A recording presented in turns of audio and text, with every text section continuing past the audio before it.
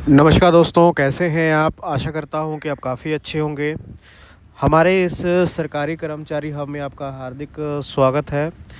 तो लोकसभा के उस क्वेश्चन आंसर सेशन के बाद कर्मचारी बहुत ज़्यादा निराश थे, लेकिन आज वहीं से जहां से वो क्वेश्चन आंसर सेशन ख़त्म हुआ था, वहीं से एक बहुत बड़ी खुशखबरी सरकार की तरफ से और वित्त मंत्री ने यहाँ पर दी है। उसको मैं बताऊंगा। साथ में आपके 2 ऑर्डर और निकले हैं, साथ में यूनियन तैयार हो चुकी है। बहुत सी इन्फॉर्मेशन आपके साथ साझा करेंगे। तो ये वीडियो बहुत ज़्यादा इम्पोर्टेंट होने वाली है और आप हताश ना होइए, चीज़ें आपके लिए बेहतर होती जा रही हैं। पूरी खबर बताएंगे। अगर चैनल पे आप नए हैं, चैनल को आप ज़रूर सब्सक्राइब कर लें, साथ में आप घंटे का निशान दबा दें ताकि आने वाली वीडियो की नोटिफिकेशन आपको मिल सके, उसका फ़ायदा सबसे पहले आप ले पाएँ। सारी इन्फॉर्मेशन आपको विद प्रूफ हम दिखाएंगे और जो भी मैं आपको दिखाऊंगा कोशिश करूंगा कि उसको डिस्क्रिप्शन बॉक्स में भी दे दें, वहां से आप डाउनलोड कर सकते हैं और पूरा उसे पढ़ सकते हैं। तो चलिए पहले इन्फॉर्मेशन की तरफ बढ़ते हैं। पहले इन्फॉर्मेशन की तरफ, ठीक है। आप सभी इंतज़ार कर रहे थे बस एक ही चीज़ का कि सरकार डीएम मर्ज करेगी, लेकिन कुछ और भी बड़ी घोषणाएँ हुई हैं।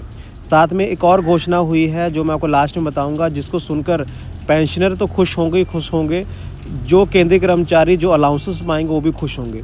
पहली इन्फॉर्मेशन अपनी स्क्रीन पे आप देख पा रहे होंगे।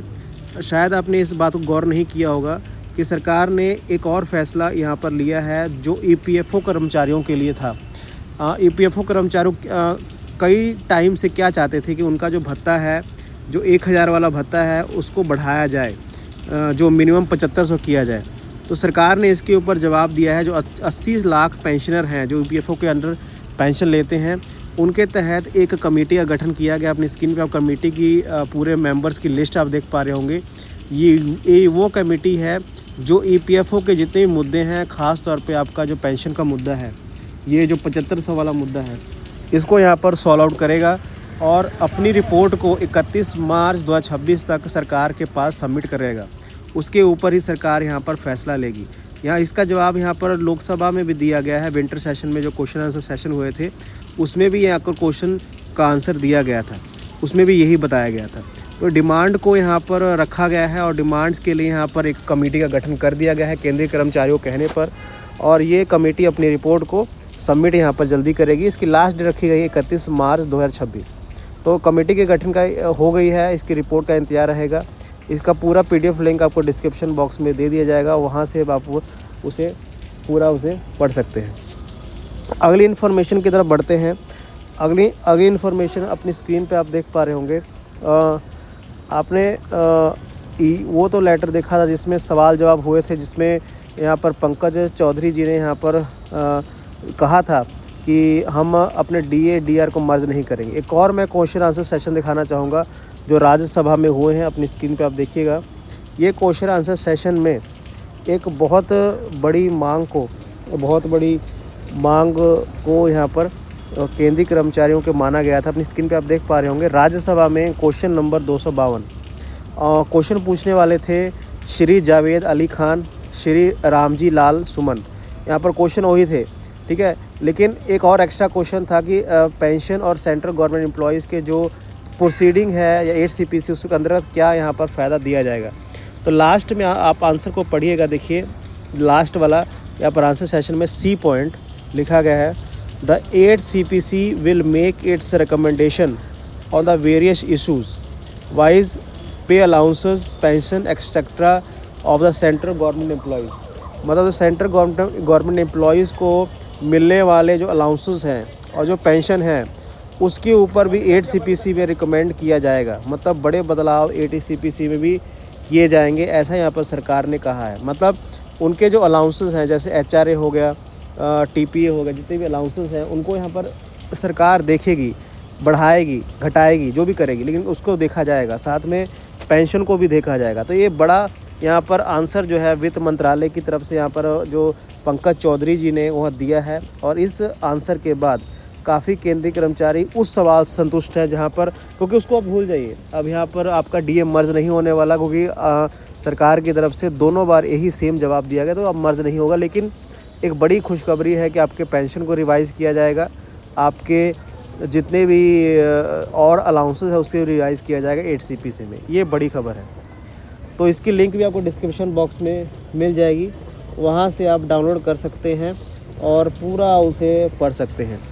ठीक है, चलिए आगे बढ़ते हैं अगली न्यूज़ की तरफ। अगली न्यूज़ जो है यहाँ पर यूनियन की तरफ से आ रही है। अपनी स्क्रीन पे आप देख पा रहे होंगे, यूनियन ने अपनी कमर को कस लिया है, क्योंकि यहाँ पर जब से लोकसभा में केंद्रीय कर्मचारियों को निराशा मिली है कि उनके डीए को मर्ज नहीं किया जाएगा, उसके बाद से यहाँ पर सरकार ने ये मान लिया है कि डीए मर्ज नहीं होगा। लेकिन आप सभी जानते हैं कि और भी कई मुद्दे हैं, जैसे फैमिली यूनिट का मुद्दा हो गया, आपके बाकी जो खर्चे हैं, महंगाई जितनी बढ़ रही है उसके ऊपर जो खर्चे हैं उसके ऊपर मुद्दा हो। तो सरकार एक बड़ी मीटिंग यहाँ पर करने जा रही है अगले मंथ, और ये मीटिंग जो है शायद गोपाल मिश्रा जी की तरफ से होगी और इसमें आगे की रणनीति को तय किया जाएगा। अपनी स्क्रीन पे आप देख पा रहे होंगे, ये बड़ी खबर है। जैसे 2 महीने के आसपास होने वाले हैं, वैसे वैसे जो चीज़ें आपके लिए आगे यहाँ पर बढ़ाई जा रही हैं। चलिए आगे इन्फॉर्मेशन की तरफ बढ़ते हैं। आगे इन्फॉर्मेशन जो है आपके डीए के ऊपर है। यहाँ पर अपनी स्क्रीन पे आप देख पा रहे हो, आपको मालूम है कि शायद 1 हफ्ते पहले आपका AICPN इंडेक्स रेट जारी हुआ था। उसको देखकर काफ़ी ज़्यादा निराशा हुई थी, क्योंकि 0.4 की बढ़ोतरी यहाँ पर की गई थी। देखिए यहाँ पर आपका कंपैरिजन कर दिया गया है इस मंथ, जो आपका दिसंबर महीना चल रहा है, जब 10 साल पहले पे कमीशन आया था। अपनी स्क्रीन पे आप देख पा रहे होंगे उस टाइम डीए में बढ़ोतरी कितनी हुई थी। 6 CPC में कंपैरिजन किया गया है, 7 CPC का कंपैरिजन किया गया है। ये कंपैरिजन जो है ये बताता है कि आपका डीए जो है 60% से अधिक अब नहीं जाएगा। आप सभी जानते हैं कि अब 2 महीने का डाटा और रह गया है। जनवरी से ही आपका जो डीए है, मतलब 1 जनवरी 2026 से आपका वेतन आयोग आप पे लागू हो जाएगा। वैसे मिलेगा आपको 28 के आसपास ही, लेकिन लागू हो जाएगा। तो कंपैरिजन यहाँ पर किया गया है, बताया गया है कि आपका डीए जो है 60% से अधिक नहीं जा रहा, अगर कैलकुलेट हम पूरा करते हैं तो। ठीक है, तो अब आपके सामने सारा कुछ है, क्योंकि 60% के आधार पर ही आपका फिटमेंट फैक्टर बनना है। अब कितनी बढ़ोतरी सरकार देती है उस पर डिपेंड करेगा कि आपकी सैलरी कितनी ज़्यादा 8 CPC में बढ़ेगी। ठीक है, बाकी चीज़ों को तो सरकार ने खारिज कर दिया है, लेकिन कितना आपको बढ़ोतरी देती है सरकार। जैसे सरकार ने 7 CP में 14.3 बढ़ोतरी दी थी, उसी पे डिपेंड करेगा कि आपका फिटमेंट फैक्टर 2 रहने वाला है कि 2 से कम रहने वाला है। तो ये सभी इन्फॉर्मेशंस थी। आशा करता हूँ कि आपको कुछ जो है आप शेयर जरूर करेंगे इस सभी इन्फॉर्मेशन को सभी केंद्रीय कर्मचारी तक। और वीडियो को पूरा देखने के लिए धन्यवाद, और चैनल को आगे की न्यूज़ के लिए सब्सक्राइब करें। Thank you very much.